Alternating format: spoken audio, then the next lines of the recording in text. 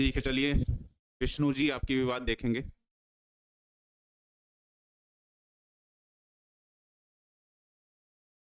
चलो ठीक। जनसंख्या से रिलेटेड एक टॉपिक, एक लेक्चर ले लेंगे, उसको लेकर परेशान मत रहो, ठीक है ना। चलो 7-2 हो गया है, ये कह रहा हूँ। Morning, Radhe Radhe. Klinefelter syndrome में गुणसूत्रों की संख्या बढ़ जाती है, मतलब 46 की जगह 47 हो जाती है। और ये जो गुणसूत्र बढ़ते हैं वो सेक्स क्रोमोसोम में ट्राइसोमी अवस्था के कारण होते हैं, ठीक है ना, इसलिए उसको क्लाइनफेल्टर सिंड्रोम कहते हैं। जय श्री कृष्णा, गुड मॉर्निंग। चलो ये क्वेश्चन अभी हम समझा देंगे, देख ले रहे हैं, मान लो भूल जाएगा तो।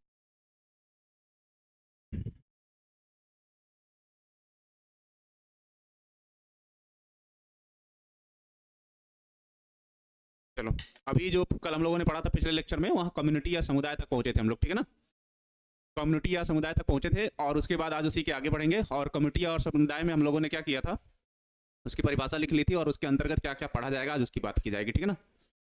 साउंड प्रॉब्लम फिर होगा क्या, एक बार चेक करिएगा। सत्यम,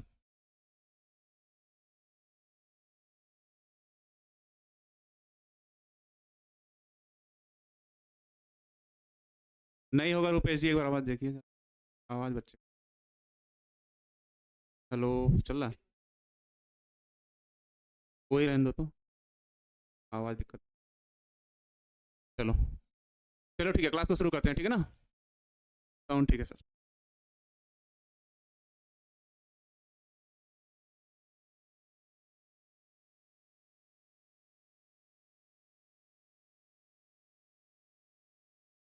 समुदाय या कम्युनिटी हम लोग पढ़ रहे थे, ठीक है ना। तो इसकी परिभाषा वगैरह हो गई थी। अगर पूछेगा समुदाय के अंतर्गत हम किसका अध्ययन करते हैं, तो नो प्रॉब्लम साउंड, ठीक है। चलो ठीक है, अभी दिख रहा है तो अभी दिखता रहेगा, ठीक है ना। तो अगर पूछेगा इसके अंतर्गत हम किसका अध्ययन करते हैं, तो इसके अंतर्गत खाद्य श्रृंखला, खाद्य जाल, ये दो चीज़ों का एकदम मस्ट है, ठीक है ना। इसके अलावा और भी चीज़ें हैं, पर फिलहाल अभी दो चीज़ों पर ध्यान दीजिए, ठीक। ठीक है रुपेश कुमार जी, आपकी बात समझ में आ रही है, पर उतना तो हम भी करेंगे ही, पर फिलहाल अभी उसको परेशान मत रहिए। थोड़ा सा सिलेबस बचा है तो सोच रहे हैं एक दो चैप्टर खत्म हो जाए, उसके बाद फिर मैराथन ही चलता रहे, ठीक। ठीक। तो अगर पूछेगा इसमें खाद्य श्रृंखला और खाद्य जाल, तो पहला क्या पढ़ना है इसमें हम लोगों को, खाद्य श्रृंखला, खाद्य श्रृंखला। और दूसरा पढ़ना है क्या, खाद्य जाल, खाद्य जाल। और तीसरा पढ़ना हम लोगों को स्पर्धा, कंपटीशन। तो अगर किसी को थोड़ी बहुत जानकारी इसके बारे में हो तो वन वर्ड आंसर करके समझाए, जरा मुझे भी लगे कि कुछ समझ में आ रहा है आप लोगों को, ठीक है ना। ठीक है, कृष्ण कुमार केसरी जी आ जाएगा, उसको लेके परेशान मत रहिए, वो तो प्रिंटिंग में चला गया है, बस थोड़ा सा दिक्कत वहाँ पे है। वो जल्दी से एक सेट बना के मुझे भेज दें, उसके बाद मैं उसको ओके कर दूँ, फिर वो प्रिंट कर दें। चलो जल्दी बताओ, इन तीनों के बारे में अगर क्लियर है कि नहीं, उसके बाद।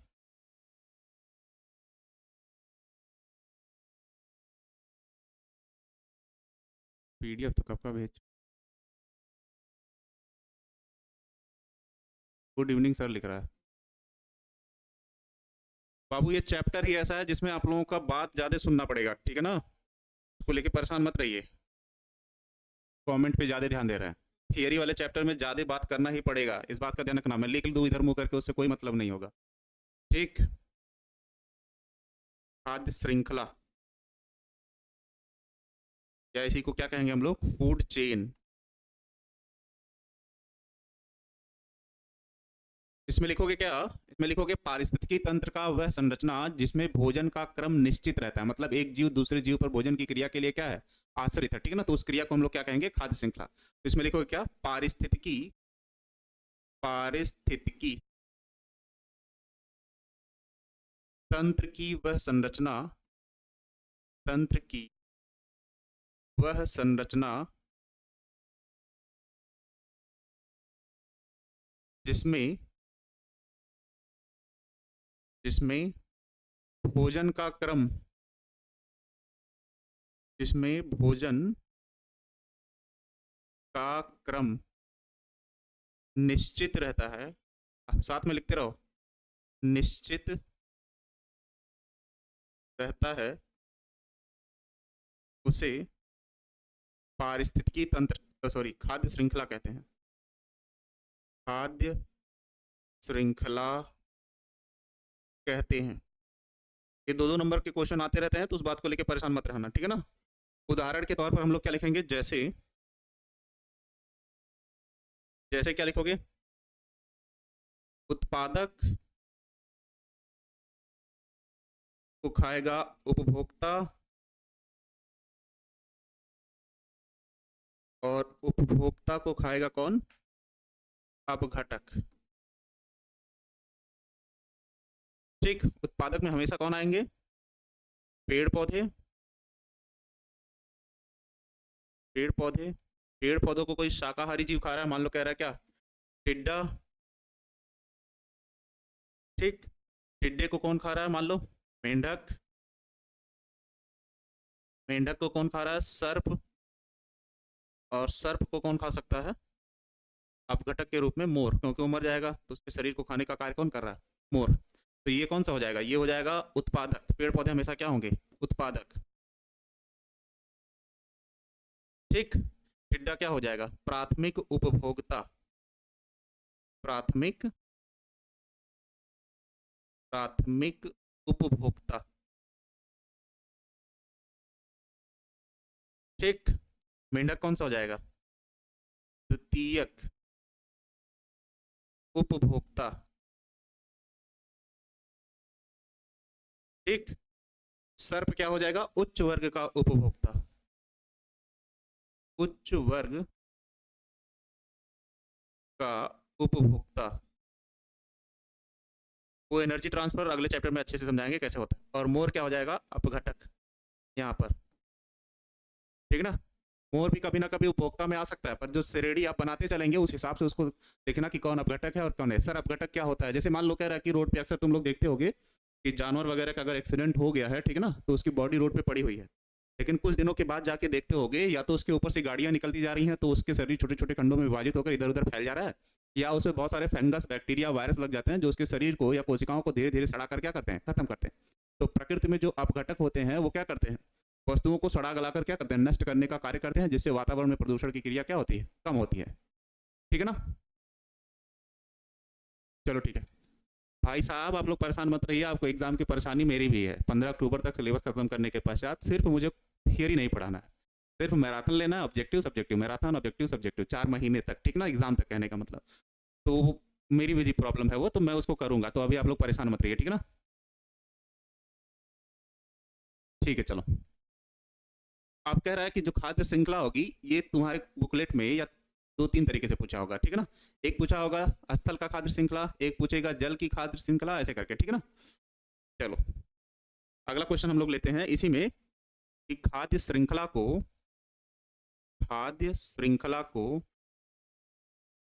निम्न भागों में विभाजित किया गया है। निम्न भागों में, हालांकि बुक में दिया नहीं है लेकिन ऑब्जेक्टिव क्वेश्चन इससे गलत हो जाएगा, ठीक है ना, डिटेल में।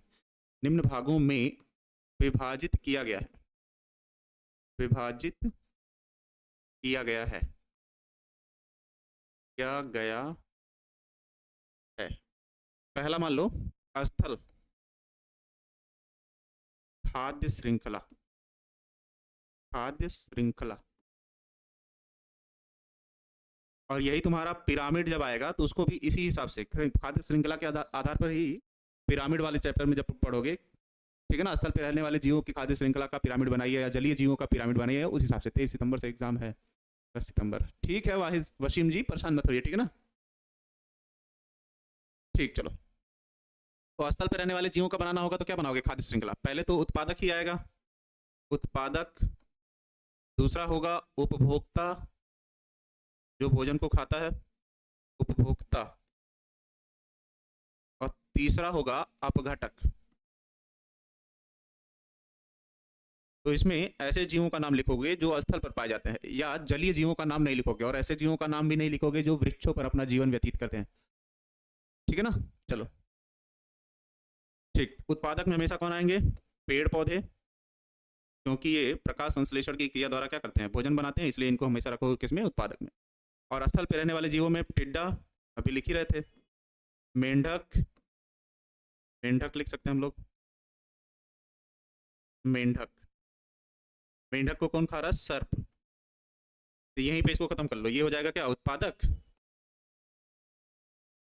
ये हो गया उत्पादक। ये हो जाएगा प्राथमिक उपभोक्ता।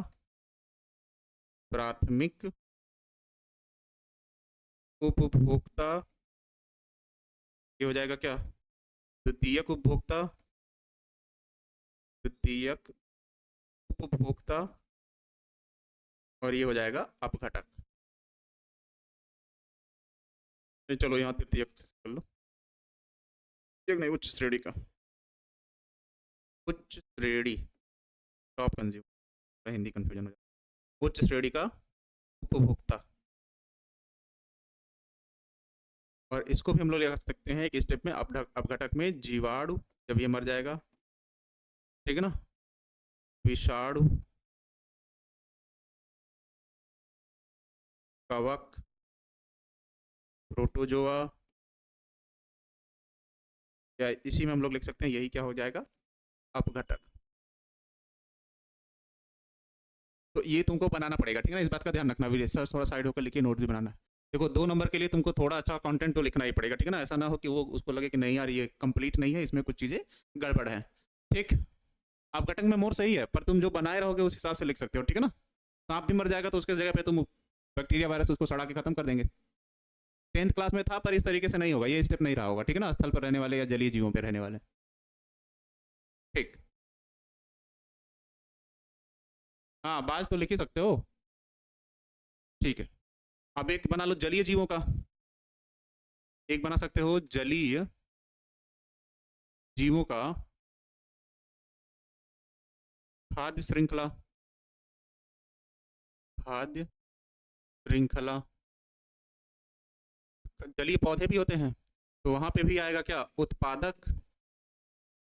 वहां पे भी आएगा उत्पादक, उपभोक्ता और अपघटक। और अपघटक, तो जलीय जीवों में हमेशा क्या आएंगे? छोटे पेड़ पौधे। सामान्यतः क्या आएगा? शैवाल। कोई मुझे ये बता सकता है कि एक बार ऑब्जेक्टिव में पूछा है, शैवाल की कोशिका भित्ति किस पदार्थ की बनी होती है? कोई अगर बता पाए तो एक बार कमेंट में लिखे तो। शैवाल की कोशिका भित्ति किस पदार्थ की बनी होती है? चलो हम देखते हैं, 1 मिनट। सर प्रिंस,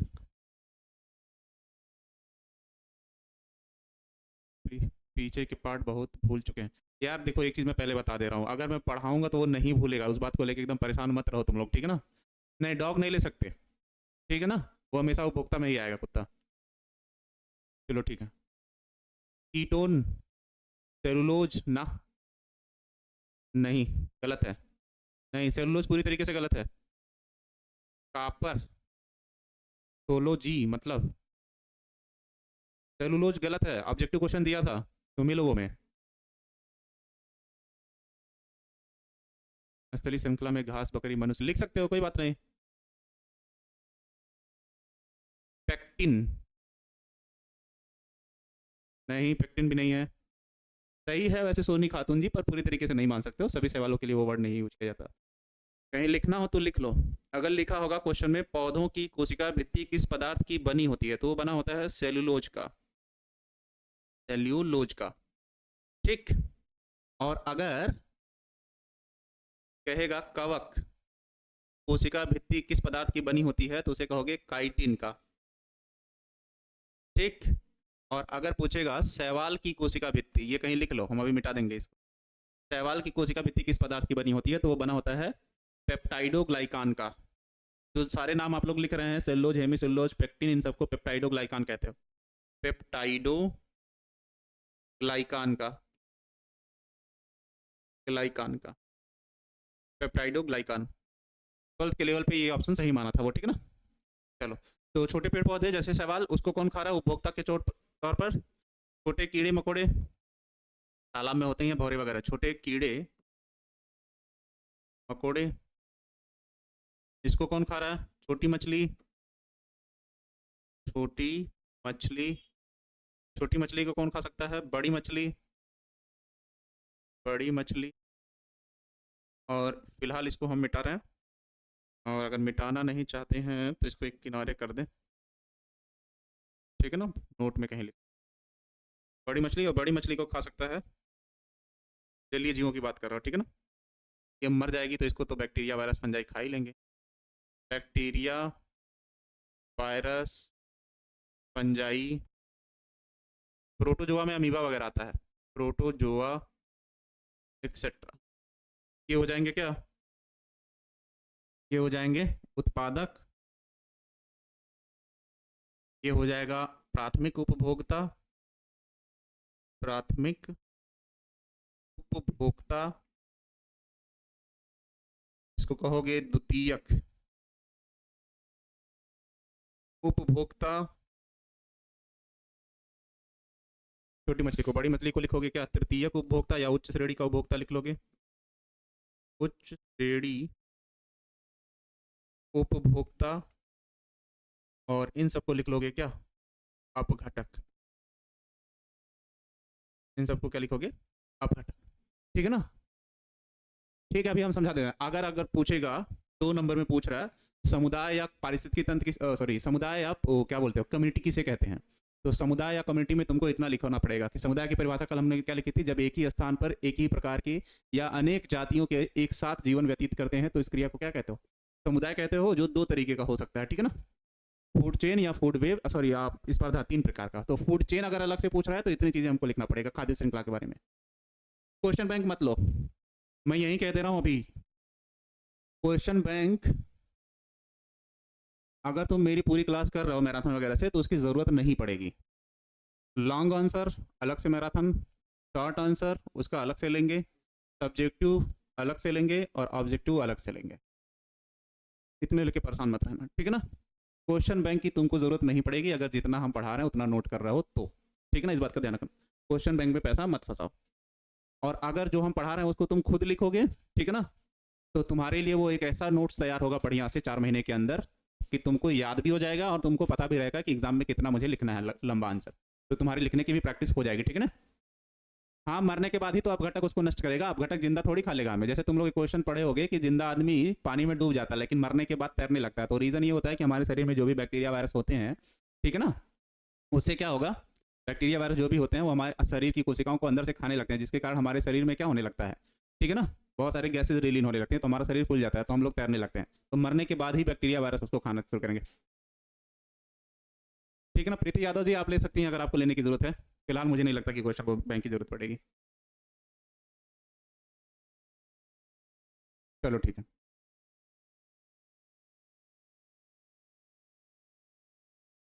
ठीक। अब आते हैं हम लोग खाद्य जाल पे, अगला टॉपिक का ले रहे हैं खाद्य जाल, खाद्य जाल, या इसी को इंग्लिश में फूड वेब कहते हो, ठीक। तो इसमें क्या लिखोगे, इसमें क्या लिखोगे, कहाँ गया, इसमें लिखे थे पारिस्थितिकी तंत्र की वह संरचना जिसमें भोजन का क्रम निश्चित रहता है और इसमें आवश्यकता अनुसार भोजन का क्रम क्या होगा बदलता रहेगा, तो इसमें लिखोगे पारिस्थितिकी तंत्र की वह संरचना, पारिस्थितिकी, पारिस्थितिकी तंत्र की वह संरचना, पारिस्थितिकी तंत्र की वह संरचना, वह संरचना जिसमें भोजन का क्रम, जिसमें भोजन का क्रम,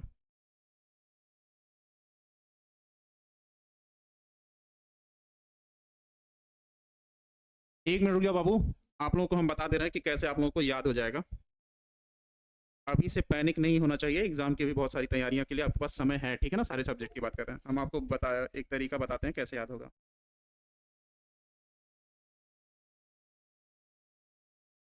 बस मुझे 1 मिनट दीजिए बाबू।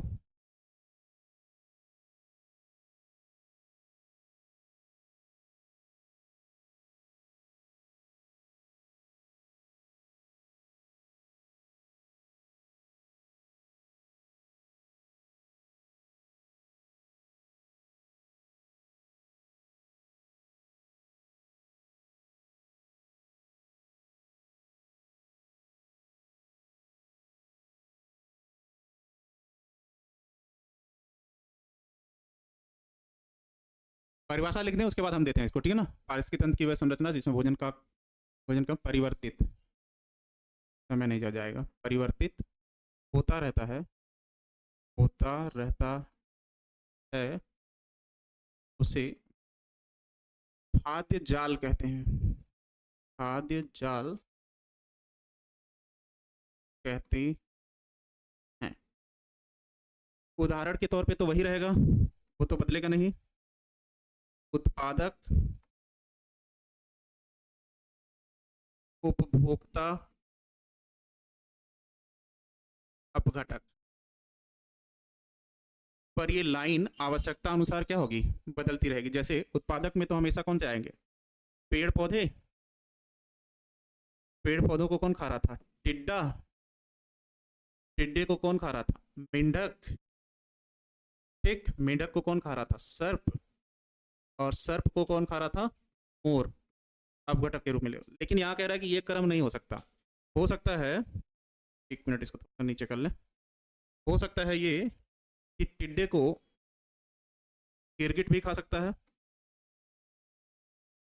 ठीक है ना, टिड्डे को कोई पक्षी भी खा सकता है, मेंढक को सर्प भी खा सकता है, ठीक है ना, सर्प को, पक्षी को कौन, बाज भी हमला कर ही देते हैं, एक पक्षी दूसरे पक्षी के ऊपर, ठीक, सर्प को भी बाज खा सकता है, ठीक है ना, इस तरीके से।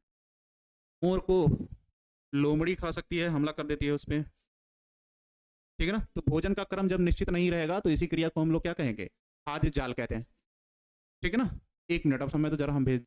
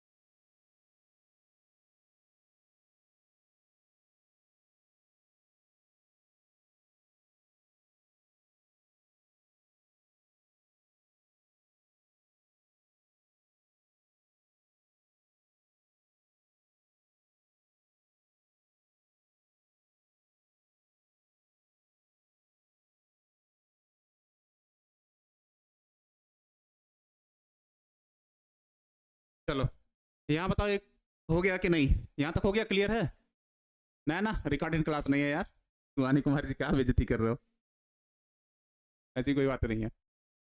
अच्छा ठीक है, आ जाएगा, कुछ हुआ नहीं। देखो थोड़ा सा हम ये बताना चाह रहे थे कि पढ़ाएंगे कैसे, तब तक बच्चे ये कहने लगे कि क्लास रिकॉर्डेड है क्या नहीं, ठीक है ना, ठीक है।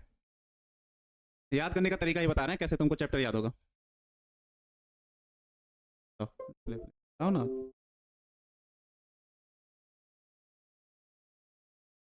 इसको हम इसमें ऐड करा देंगे तो परेशान मत होइए। चलो देखो, ये एक तरीके से एक क्वेश्चन है, पूरी तरीके से थोड़ी देर के लिए क्लास को थोड़ा सा इधर उधर कर लो। अच्छा ठीक है, चलो खाद्य होगा, हो गया होगा। चलो लिखा है कि मानव के नरजनन अंग, और प्रश्न पूछा था दीर्घ उत्तरी में तुम लोगों में कि मानव के नरजनन अंग की संरचना का सचित्र वर्णन करें। तो सचित्र वर्णन के लिए, ठीक है ना, क्लास रुक रुक के चलो ठीक है, दिक्कत होगी तो बताना, ठीक है ना। संरचना का सचित्र वर्णन करें, तो संरचना का सचित्र वर्णन के लिए तुमको ये पहले बनाना पड़ेगा, नर जनन तंत्र की संरचना और नर जनन तंत्र में वृषण या जो टेस्टिस है उसकी संरचना, ठीक है ना, इतनी बात समझ लिए। तो फिगर बनाने की प्रैक्टिस तो तुमको करनी पड़ेगी।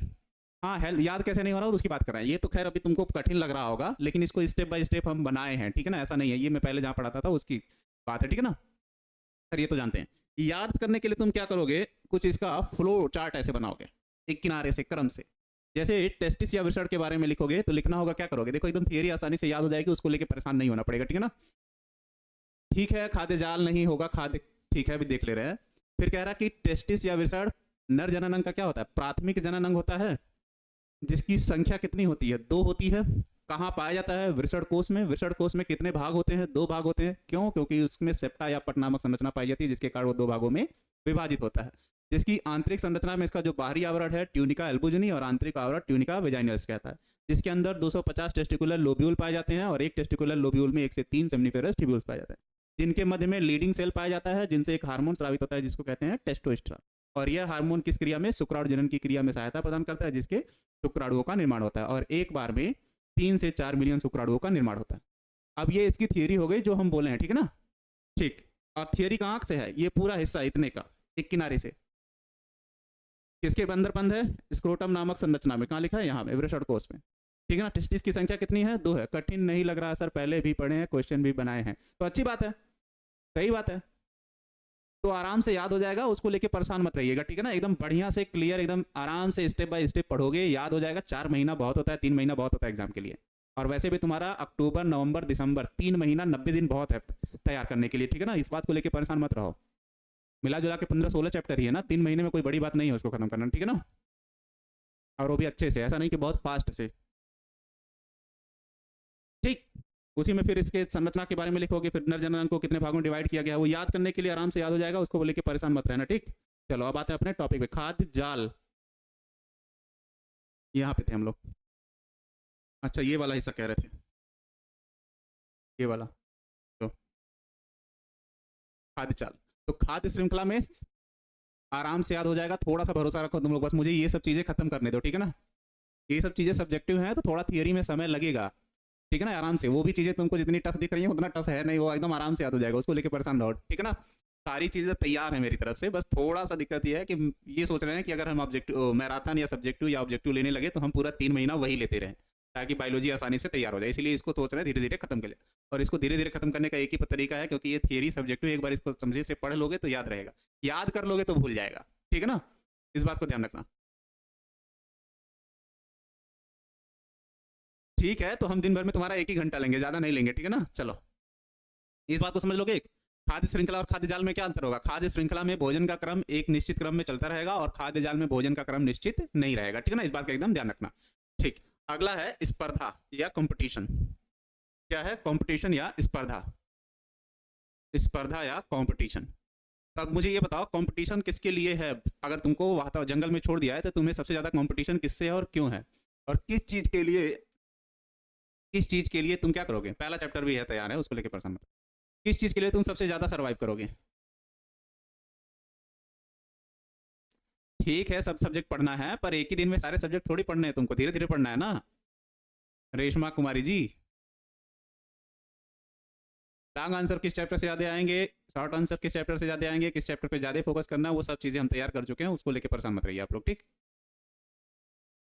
ठीक, भोजन के लिए, ठीक है प्रियंका कुमारी जी, भोजन के लिए सबसे जरूरी चीज तो लिखा है, इसमें लिखोगे क्या?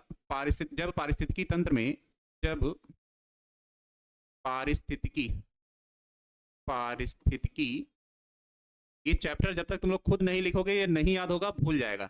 एक चीज तो एकदम ध्यान रखना, ठीक है ना? जब पारिस्थितिकी तंत्र में दो समान या असमान प्रजातियों के बीच, प्रजातियों के बीच भोजन के लिए, भोजन के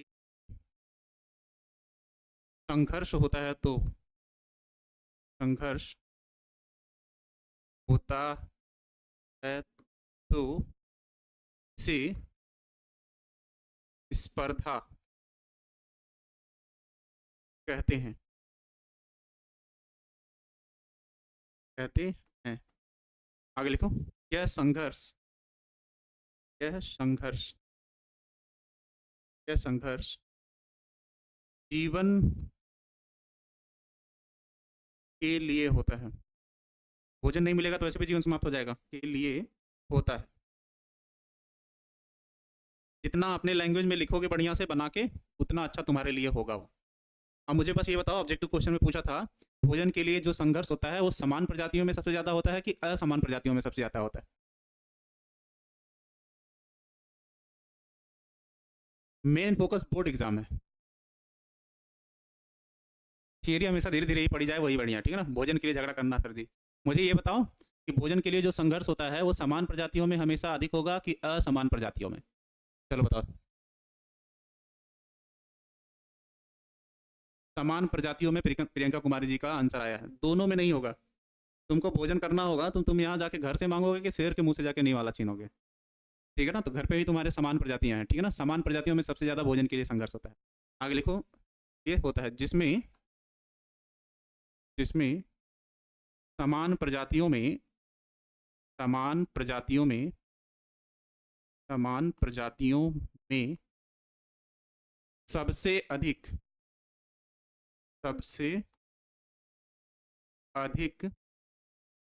संघर्ष हो सबसे अधिक संघर्ष होता, ठीक है ना। तो इतना लिखोगे कंपटीशन में, ठीक है ना। हाँ, समान प्रजातियों में, ठीक। तो एक बार जितना पढ़े हो उसको पूरा से रिवाइज कर लो सीधे सीधे। समुदाय किसे कहोगे? जब किसी एक निश्चित क्षेत्र पर जीवों की अनेक जातियां एक साथ अपना जीवन व्यतीत करती हैं, उसे क्या कहते हो? समुदाय कहते हो। और यह भोजन के लिए हमेशा एक दूसरे पर क्या होती हैं? आश्रित होती हैं। इसके अंतर्गत खाद्य श्रृंखला, खाद्य जाल तथा स्पर्धा का अध्ययन किया जाता है। खाद्य श्रृंखला किसे कहते हो? पारस्की तंत्र की वह संरचना जिसमें भोजन का क्रम निश्चित रहता है, उसे खाद्य श्रृंखला कहते हैं। जैसे उत्पादक, उपभोक्ता और अपघटक। उत्पादक हमेशा कौन से होते हैं? पेड़ पौधे, क्योंकि वो प्रकाश संश्लेषण की क्रिया द्वारा अपने भोजन का निर्माण स्वयं करेंगे और भोजन बनाते हैं। और टिड्डा प्राथमिक उपभोक्ता, मेंढक द्वितीयक उपभोक्ता, सर्प उच्च श्रेणी का उपभोक्ता, क्योंकि इन तीनों में सबसे उच्च श्रेणी का कौन सा है? सर्प ही है। और अपघटक के रूप में कौन हो जाएगा? मोर, क्योंकि उसको शरीर को खा के नष्ट करेगा, ठीक है ना। हाँ, दोनों होगा, लेकिन सबसे अधिक अगर पूछेगा तो समान प्रजातियों में होगा, ठीक है ना। दूसरा लिखो, खाद्य श्रृंखला को कितने भाग में विभाजित किया गया? दो। पहला स्थल खाद्य श्रृंखला, उत्पादक, उपभोक्ता, अपघटक। मतलब इसमें ऐसे चीजों के बारे में या जंतुओं के या जीवों के बारे में लिखोगे जो स्थल पर पाए जाते हैं, पेड़ पौधे, टिड्डा, मेंढक, सर्प, ठीक है ना। और अपघटक के रूप में कौन आ जाएंगे? जीवाणु, विषाणु, कवक और प्रोटोजोआ, ठीक है ना। ठीक, अगला फिर लिखो क्या? जलीय जीवों का खाद्य श्रृंखला, इसमें भी वही आएंगे, उत्पादक, उपभोक्ता और अपघटक। छोटे पेड़ पौधे, छोटे कीड़े मकोड़े, छोटी मछली, बड़ी मछली और बैक्टीरिया, वायरस, फंजाई जो मर जाए। आप आज ही बोले हैं कि वन शॉट लाएंगे, आज तक तो आप ना लगता है ना एग्जाम खत्म हो तब लाइएगा, ऐसा कुछ नहीं है, ठीक है ना। वन शॉट आएगा तो पूरा पढ़ने के बाद आएगा ना। आज ही सारा पूछ लो, गेस्ट पेपर लें कि गाइड लें कि क्या करें, यहाँ से भी तो गेस्ट पेपर जाएगा ना, परेशान कहाँ हो रहा हो। खाद्य जाल किसे कहोगे? पारस्की तंत्र की वह संरचना जिसमें भोजन का क्रम परिवर्तित होता रहता है, उसे क्या कहते हो? खाद्य जाल कहते हो। तो उत्पादक, उपभोक्ता, अपघटक तो ये खाद्य श्रृंखला और खाद्य जाल में वही रहेंगे, लेकिन खाने को कोई किसी को खा सकता है, ठीक। ठीक है प्रीति यादव जी, क्वेश्चन हम ध्यान दे नहीं पाए आपका। ठीक, जब पारस्की तंत्र में दो समान या असमान प्रजातियों के बीच भोजन के लिए संघर्ष होता है तो इसे स्पर्धा कहते हैं। और यह संघर्ष जीवन के लिए होता है, जिसमें समान प्रजातियों के बीच सबसे अधिक संघर्ष होता है, ठीक है ना। ठीक, मेरी मैराथन क्लास का मैं खुद वेट कर रहा हूँ, सही बात तो यही है, ठीक है ना। चलो अब आ जाओ बायोम या जीव मंडल का, कि कब मुझे बोला जाए जीव मंडल कह रहे हैं, जीवोम का, कि सर आप मैराथन लीजिए अब, ठीक है ना। तो अगला लिखना है जीव, बायोम या जीवोम।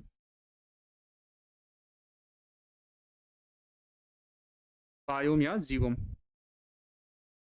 ठीक। तो बायोम या जीवोम हम लोग ने एक बार पहले थोड़ा सा लिखा था, कोई रोका नहीं है भाई, समय की बात है, ठीक है ना। मुझे कौन रोकेगा, जब पढ़ाने आया तो पढ़ाने के लिए ही बोला जाएगा ना। ठीक, चलो। तो जीवों के बारे में थोड़ा सा हम लिखे ही हैं, पहले से बताए थे कि पृथ्वी पर उपस्थित एक ऐसा भूभाग, पृथ्वी पर उपस्थित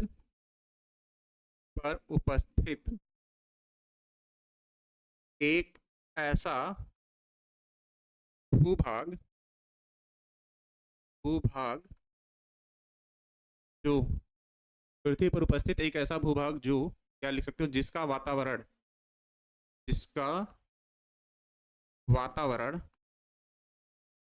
अन्य भूभाग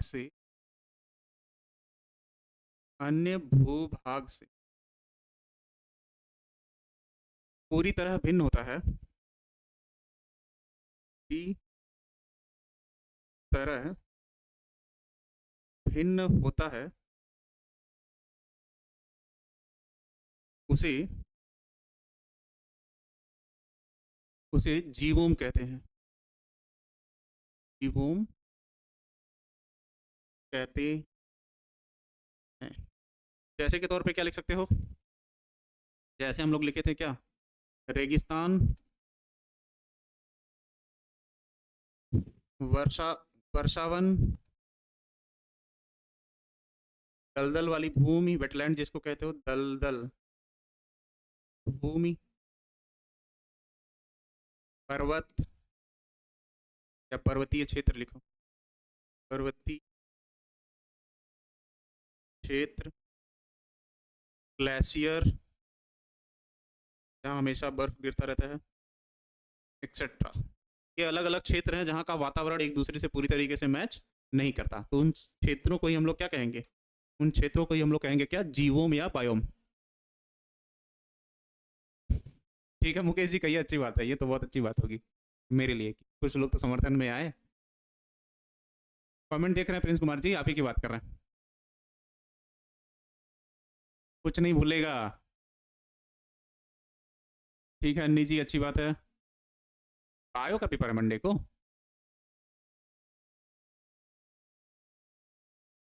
ठीक है वाहिद जी, सारी तैयारियां हैं उस बात को लेके, वन शॉट को लेके, ठीक है ना, बस मुझे बोला जाए और मैं शुरू हो जाऊं चैप्टर का वन शॉट लेना, बस यही देरी है।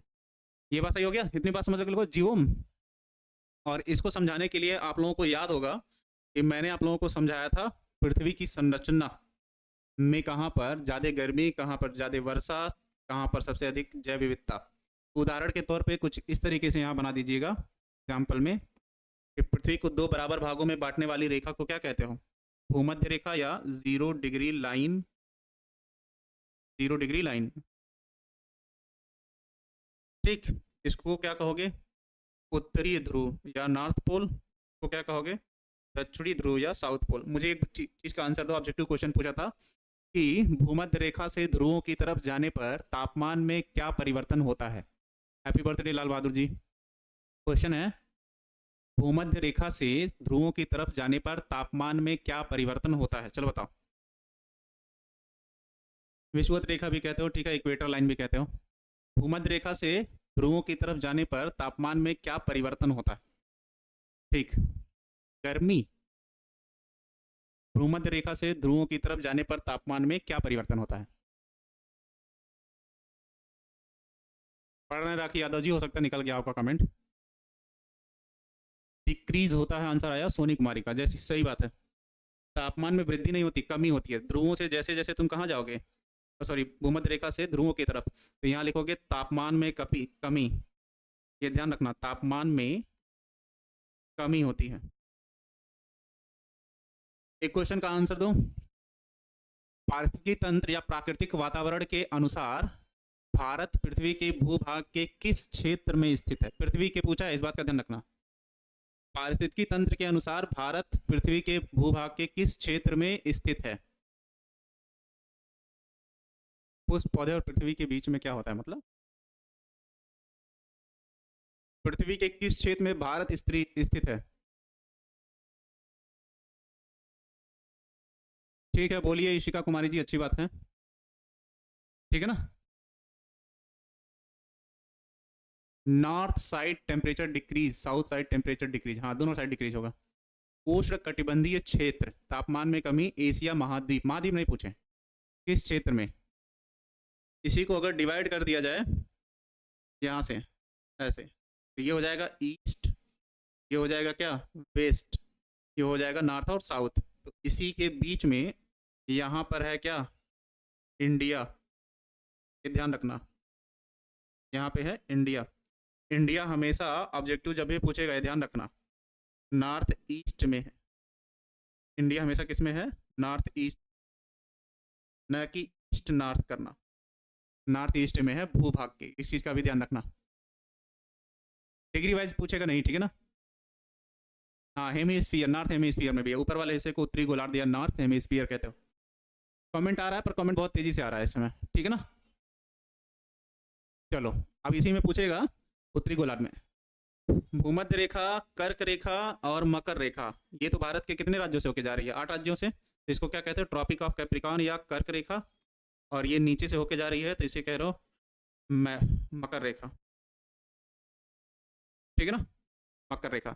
तो अगर पूछेगा सबसे अधिक पृथ्वी पर गर्मी किन क्षेत्रों में पड़ती है, चलो बताओ, सबसे अधिक गर्मी पृथ्वी पर किन क्षेत्रों में पड़ती है। चलो ठीक है, करते हैं केशरी जी। चलिए ठीक है, श्वेता जी, बम बम यादव जी, कमेंट आ रहा है, इग्नोर नहीं कर रहे हैं, ठीक है ना।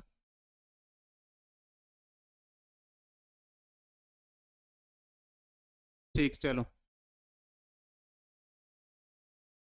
ये बताओ, उष्ण कटिबंधीय क्षेत्र, उष्ण कटिबंधीय क्षेत्र, आयान जी जो आपने आंसर दिया है मुझे ये बताइए किसके किसके बीच में आएगा, क्योंकि एक बच्चे ने उसका आंसर किया, सोनी खातून ने, तो उसका आंसर ज़्यादा सही माना जाएगा, ठीक है ना।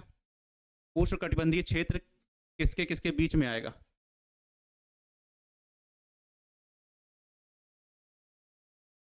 हाँ, इसके हिस्से में, इस हिस्से को उष्ण कटिबंधीय क्षेत्र कहते हो, क्योंकि इस भाग में सबसे अधिक क्या पड़ेगी, गर्मी, जिसके कारण यहाँ पर क्या होगा,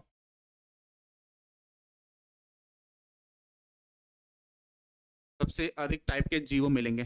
भारत में सबसे अधिक जैव विविधता कहाँ पाई जाती है, चलो ये छोटे छोटे क्वेश्चन इसी से पूछे हैं, जीवों से ही। भारत में सबसे अधिक जैव विविधता कहाँ पाई जाती है, मतलब भारत का वह कौन सा स्थान है जहाँ पर सबसे अलग अलग प्रकार के जीव पाए जाते हैं। बुक मिल जाएगा, जल्दी परेशान मत रहिए, ठीक है ना। निचली सतह का नाम क्या है मुस्कान कुमारी जी।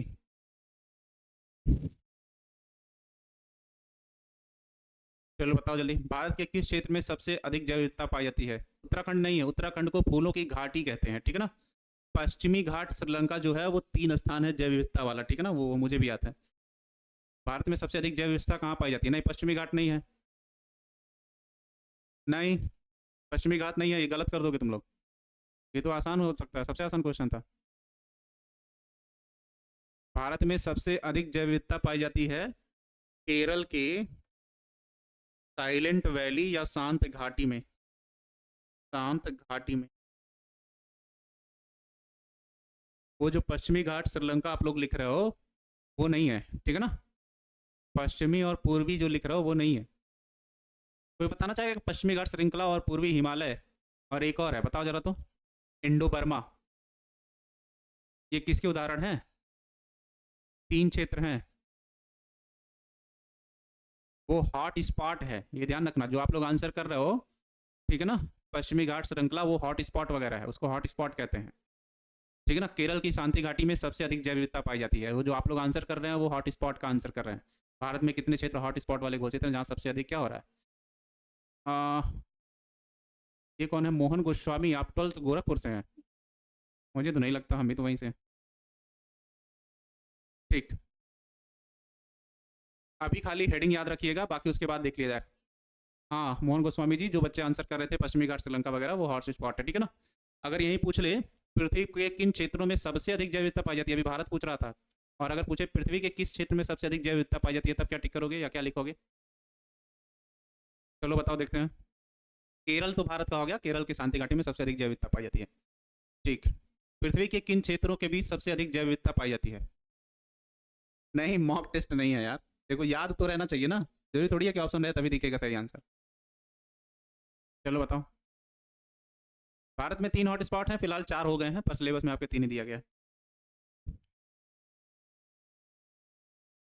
हॉट स्पॉट वो स्थान होता है जहाँ सबसे अधिक प्रजातियां लुप्त हो रही होती हैं। अमेजन का जंगल जहाँ पर सबसे अधिक जैव विविधता पाई जाती है, नहीं पृथ्वी पर पूछा गया, नहीं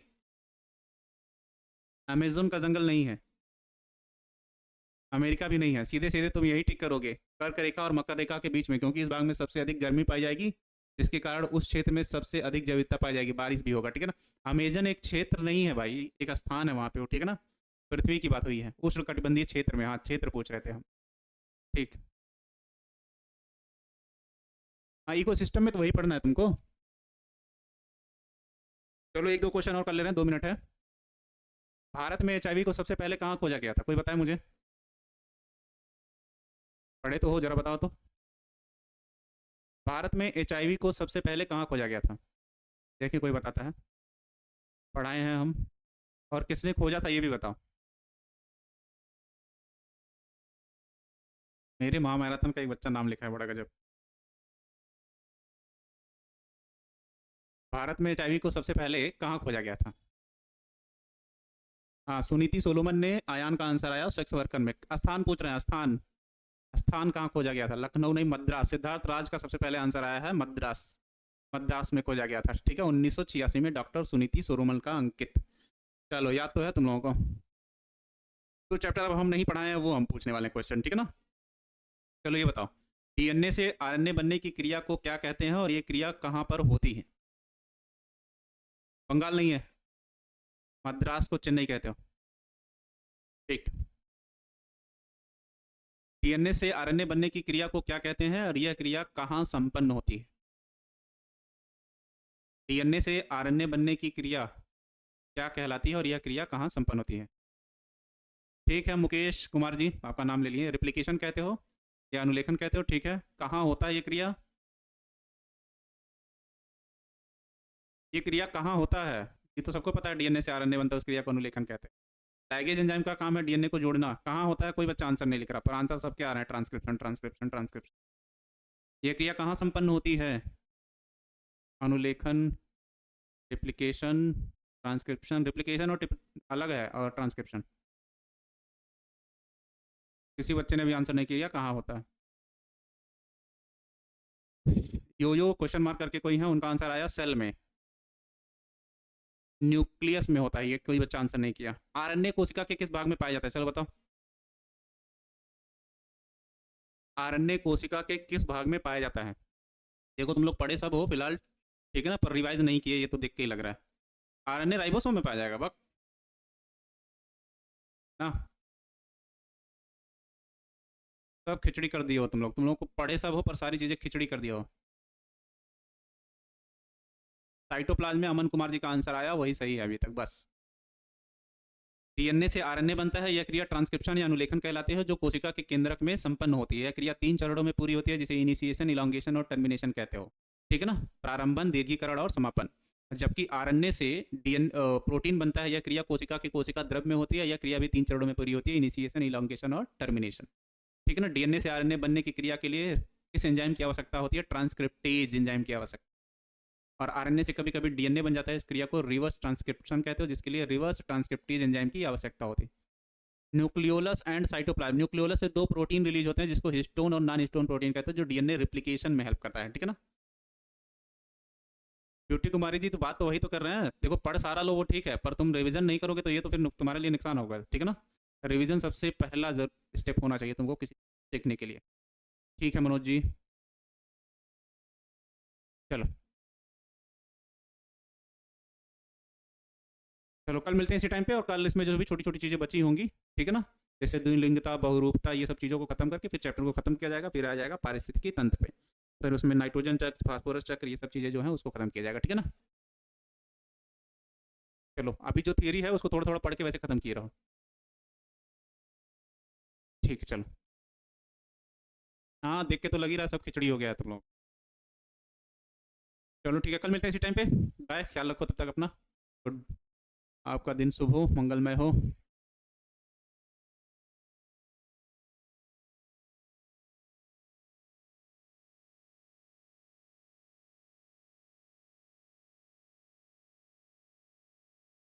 हेलो प्यारे बच्चों।